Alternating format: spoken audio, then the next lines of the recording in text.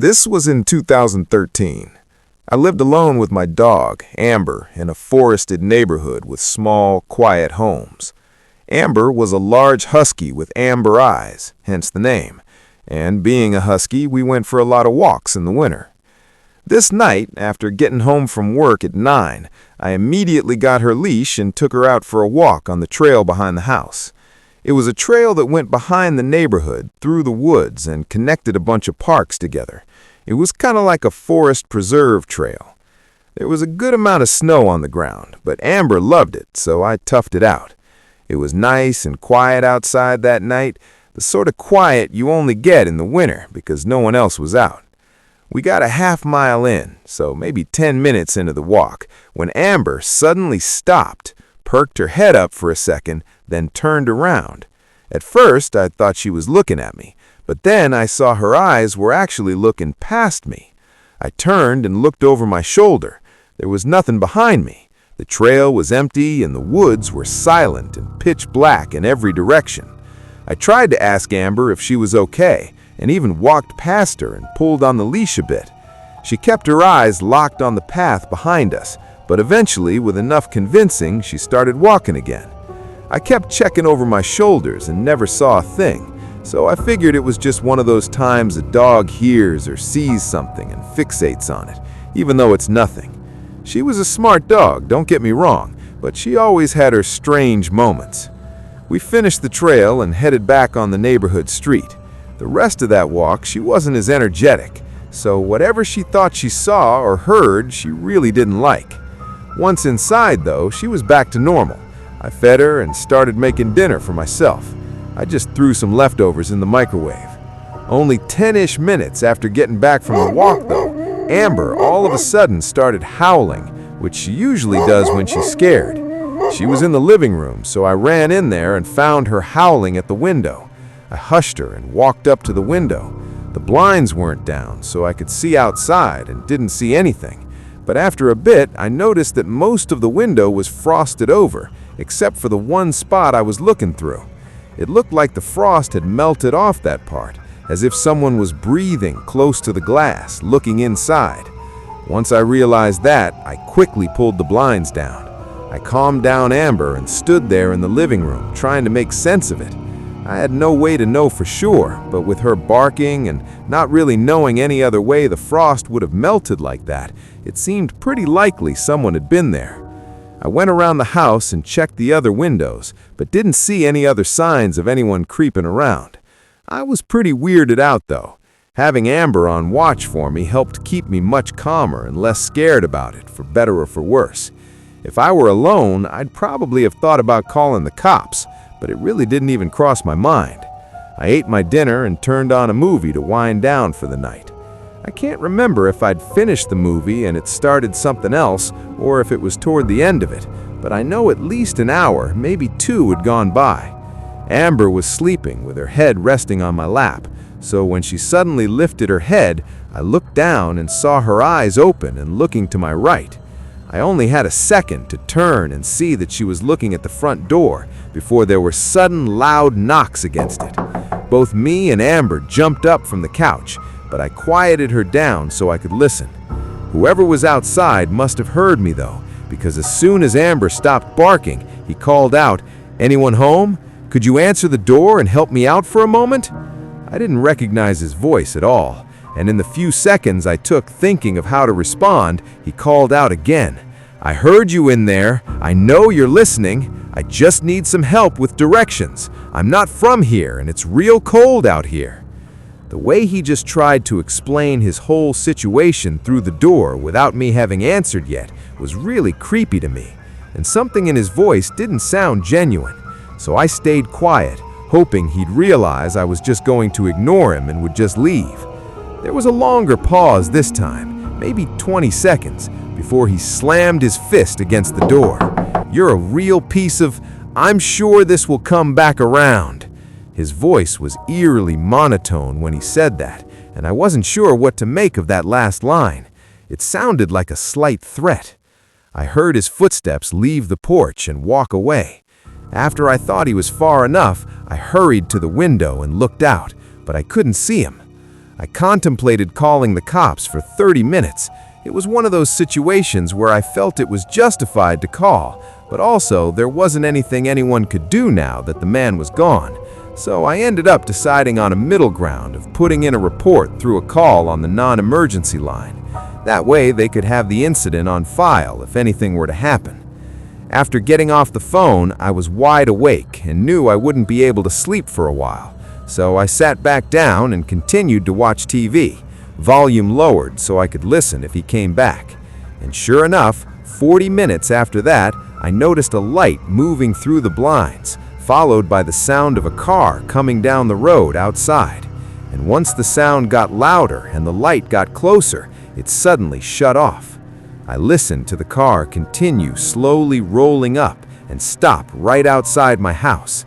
I stayed on the couch and waited for a minute, listening and praying that this was someone else and that at any point they were going to leave.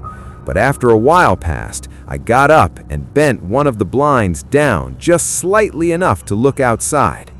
There was an old, either black or gray car parked right on the curb, headlights off, and no movement in or around it. I must have stared at the car for an entire minute, waiting to see someone get out or something, when I heard a dull click sound on the other end of the house, and half a second later, everything shut off around me. The whole house went dark. Someone had cut the power. I didn't hesitate this time to get on the phone with the cops. Within 15 seconds, the person outside started banging on the door, hitting it non-stop, angrily. Some of the hits sounded heavier, even shaking the house. I was sure this was the same guy from before.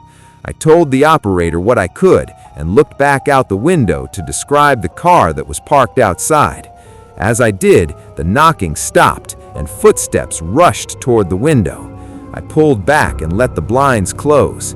He stood outside the window for a bit, like he was waiting for me to look out again.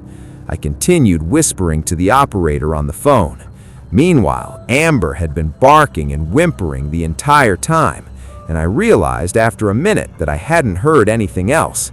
It was just Amber barking. I waited 3 or 4 minutes until the operator told me an officer was 30 seconds away before looking out the window again. Footprints led away from the window through the snow into where the car was parked before. It was gone now. Having an officer there was a huge relief, and he looked around and noted everything that happened, but that really was it. There was nothing else to do. For weeks, even months after that night, there was this lingering feeling that the man was still out there, having some sort of vendetta against me. I just keep thinking on everything that happened that night, all the way back to Amber seeing or hearing something on the path behind us. I genuinely feel like that man had been stalking me the entire night. Knowing how likely unstable and creepy this guy was, I don't think it's far off to assume that if I'd opened the door or not had Amber with me on that walk and was entirely alone, I could have gone missing and never been seen again.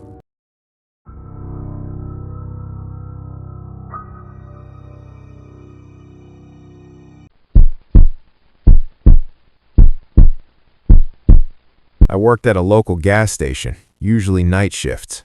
I'd been there for over 6 years. Of all the craziness and strange characters and things I'd seen throughout my time working there, nothing even compares to what happened a few months ago. Just for a reference of the place I worked at, it's a gas station that I'd describe as being on the outskirts of the city, not necessarily remote, but past the gas station there was nothing for a good 20 meters. It was the place people stopped at to fill up right when entering or just before leaving town. This was in the beginning of winter, and this night it was snowing a decent amount, enough to keep most folks home, but truckers and whatnot would still be coming through. Nothing about this night was out of the usual for the first couple of hours. I stayed behind the counter, saving all the other work for later when I knew it'd be dead. Around 1 a.m., I got a call on the store phone. We almost never get calls, especially overnight. The only calls I'd sometimes get were from my manager to let me know something he forgot to tell me just a few minutes after he left. I saw this was from an unknown number. I picked it up and asked if I could help them. While I was talking, and for a few seconds afterward, I heard a man talking in the background, and the audio kept cutting out too, like when wind is hitting the microphone. Hello? Anyone there? This time, no one spoke. I knew it wasn't dead though, because I could still hear the mic crackling. After a few more seconds, I hung up. It didn't feel like a prank call, but it also didn't feel like an accidental dial. Someone was on the other end just listening. I didn't think too hard about it. 10 minutes later, I'd pretty much forgotten it happened. Starting to feel bored and seeing the snow was starting to stack up, I threw my coat on and rolled the maintenance cart out to the gas pumps to do all the cleaning and everything before it got too bad out. It was cold and icy out, and the wind only seemed to be picking up. As I was moving between each of the pumps, I felt really uneasy. Something about how quiet and dark it was out there had me feeling off. Kind of like every time I was doing something, it felt like something was behind me. Usually being out there at night didn't bother me, so the fact I was feeling strange this night was really odd. I remember being aware of how uneasy I was and thinking in the moment how in all 6 years I'd worked there, this was the one time I'd felt this way without any reason, which then made me think there had to be a reason. I looked around. The roads were empty, and even the town, as far as I could see, looked asleep and quiet. I finished doing what I was doing and hurried up and got back inside, warming up and scratching my head at what just happened out there. As soon as I was inside, though, the feeling went away. I thought maybe I was just tired, so I grabbed an iced coffee from the fridge and sipped on it to wake myself up. It was weirdly dead for the next hour. I think it was 2 a.m., so of course it was always dead around this time, but not seeing a single car or truck come through was weird. I started the rest of the work stuff that I had to get done, mostly stocking and reorganizing a bunch of shelves to prep for a delivery in the morning. While stocking, the phone started ringing again. I took a second, then started walking over to the counter, but just before I picked up, the call dropped. I stood there and looked at the phone for a minute, really confused. My mind instantly thought back to the first phone call from an hour ago. I tried to shake it off again and get back to work, walking back to the aisle. But as I passed by the front doors, I saw someone outside. He was far back, walking through the snow toward the building. I couldn't tell which direction he came from, but he was definitely heading in here. 30 seconds later, he walked in. I looked up from the shelf and greeted him, but stuttered halfway through when I saw his face. He looked at me with dead eyes and a narrow frown. He did not look friendly at all. The guy was pretty big, too. 6 foot something with broad shoulders and just overall an intimidating appearance. I moved from the aisle back to the counter. The man didn't speak, but made his way through the shop, sort of snaking through the aisles very slowly. He was looking at the stuff on the shelves, but it was almost like he wasn't really looking for anything. And as I watched him, I got this weird feeling that he wasn't alone. I kept checking out the windows, looking at the dark, snowy parking lot, and almost waiting for someone else to appear. The longer this went on, the more uneasy I felt. Best way I can explain the feeling was like my body knew this was the calm before the storm. Everything felt even quieter, too. My whole body felt like it was preparing for something to happen. And then suddenly, something shifted. The man was looking over the shelves at me, and this time when I made eye contact, he didn't look away. He held his gaze. After a moment, I looked away, moving my eyes toward the window, and immediately noticed someone out there. I only caught a glimpse of them moving right past the window and around to the side of the building. I looked back at the man inside. He was still staring at me. And although he didn't say anything, his eyes were telling me to not move or do anything. I was sure if I even tried to pick up the phone or tried to run, this guy would pull out a weapon and stop me. Not a minute later, I heard a thump on the back door, followed by a few more, and then a heavy metal cracking sound. The other guy had broken into the back of the building. Now, even in the moment, I was really confused. He wasn't being sneaky by bashing down the door, so why didn't he just walk in through the front of the building? The man in front of me was still staring at me, while the other was rummaging through something in the back room for a while. Then he appeared in the doorway. He looked furious, glaring at me and then glaring at the other guy. Oddly, though, he didn't enter the main shopping area, though. He stayed right in the doorway. But as soon as the other guy saw him, he essentially charged towards me. I muttered whatever helpless words I could to try to de-escalate, but the guy grabbed me and basically dragged me into the back room. Both of these dudes were way bigger than I was and probably armed, so I had no chance at fighting. When we got to the back room, everything was ransacked, but the men didn't stop there. They dragged me out the door. By this point, both of them were holding on to me and forcing me across the back of the building until we got to the edge of the parking lot. Beyond that point was a field of scattered trees and really nothing else. I was still trying to plead with them, but it was like they couldn't even hear me. Whatever they were doing, they had already made their minds on. This was all planned. They forced me through the snow, far away from the gas station. I mean, probably a quarter-mile through the deep snow to where I couldn't even see the building anymore. We were just in the middle of the trees. Then suddenly they tossed me on the ground, my face planted in the snow, and I waited in horror. I was scared to turn around, thinking I'd be looking into the barrel of a gun. But after a few seconds, I heard them take a few footsteps and started walking away. I still didn't trust it. I waited a whole minute before looking behind me. They were gone. I stayed there for a few minutes knowing I couldn't just run up behind them, but also I was freezing. It was around 10 degrees outside, and I didn't have my coat on, or snow boots or gloves. I think they really did leave me out there to die. Eventually, the cold was so numbingly painful that I had to run back. I followed the tracks from the men all the way back to the gas station, and with no signs of them outside, I quietly got close up to the building. I couldn't hear anything inside.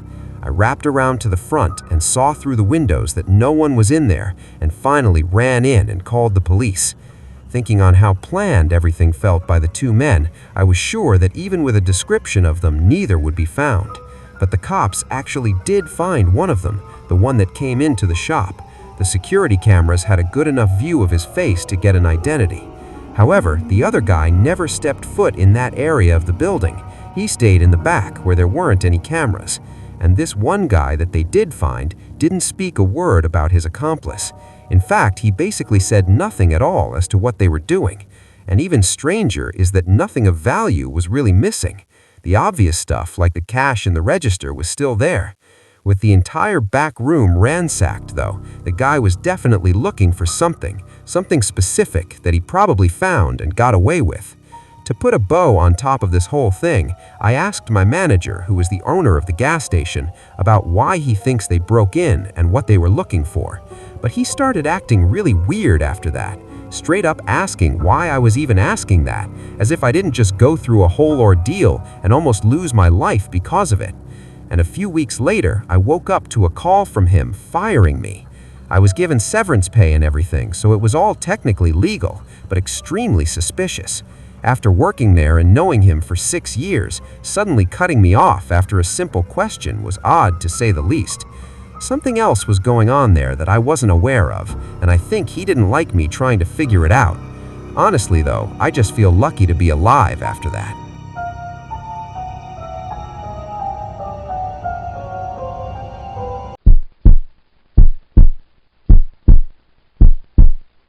It was a week or two before Christmas, about 3 years ago. I lived alone in a single-family home, and living in the north, winters get pretty brutal here. I was glad to be off work this day because the blizzard that came through was wild, almost 3 feet of snow. I stayed in all day, of course. It got even worse at night, but I was cozy and I ended up just grabbing a few blankets and falling asleep on the couch downstairs while watching TV and listening to the wind outside. I slept like a rock for a couple of hours, a good 2 or 3, I'd say, before I jolted awake. I was really confused for a second because I felt like I heard light knocking, but also felt like it was part of a dream I was having. Now that I was fully awake, though, I didn't hear anything. I brushed it off and sat up, figuring I should probably just head upstairs while I was up. I shut everything off and walked toward the stairs. But as I passed by the front door, I got this feeling that I should check just in case. I looked out the peephole at first, but it was blocked by snow or ice, so then I opened the door. No one was there. However, in the thick snow were clear signs someone had been there. Because the snow was so tall, there weren't distinct footprints, but you could tell someone had dragged their legs all the way up here and right up to the door and probably took the same way to leave. The conditions were full-on whiteout, so past 5 feet from the porch, I couldn't see a thing, not even the road at the end of the driveway. If someone was still out there and had just left moments ago, I didn't have a clue. I closed and locked the door. I felt really uncomfortable about it, but I think my first thought was that whoever it was might have been lost in the weather and going door to door to try and get help. Why else would anyone be out there in the middle of the night? And because they were gone, I figured they just moved on to the next home. I didn't know what else to really think or do about it. I went upstairs and got in bed. Took a bit to get myself to fall asleep, and this time I didn't wake up abruptly. However, the way I woke up was really strange. I was freezing, like full-on shivering, and it was so cold in the house that I could see my breath. I actually whispered, "What the hell?" under my breath, because it didn't make any sense. My room was dark, but all the windows were closed, and obviously I'd had the heat on in the house all day and never touched it. Something had to be wrong. I checked the time and saw it was only 2 hours after I'd gone to bed. I got up and walked into the hallway. It was just as cold. I knew it was below 0 outside, and I swear it had to be around 20 degrees inside, so it was painfully cold. I think I'd heard too many horror stories, because as I walked downstairs, I half expected to find the front door wide open and wet shoe prints all over the house, but I didn't. It was closed, and there were no signs of anyone breaking in. I hurried to the thermostat that was right in the front hallway. I stared at it for a moment. The physical dial was set to off, which I was 100% sure I didn't do, but also the screen wouldn't even turn on. Every possibility ran through my head in that moment. I just couldn't understand that if this was an intruder, where were they, and why mess with the thermostat? I was scared and really wasn't sure if I should check the house or call the cops. I know it sounds silly, but I knew if I called the cops and it turned out no one else was here, I'd look insane. I decided to at least go back upstairs to get my phone. I quickly started walking to the stairs, and just when I got to the bottom, I heard a sound behind me. I knew that exact sound the instant I heard it. It was the couch. It always made that same squeaking sound anytime you moved on it. I froze, then turned around. I took a couple steps, just enough so I could lean my body around the corner and look into the living room. What I saw was the most disturbing image that I still can't get out of my head. There was a man sitting right on the couch, facing forward, but his head was turned and looking at me. It was dark, but his eyes were wide and lifeless, and he was smiling. Not some over-the-top teethy grin, but just enough to know this guy was crazy.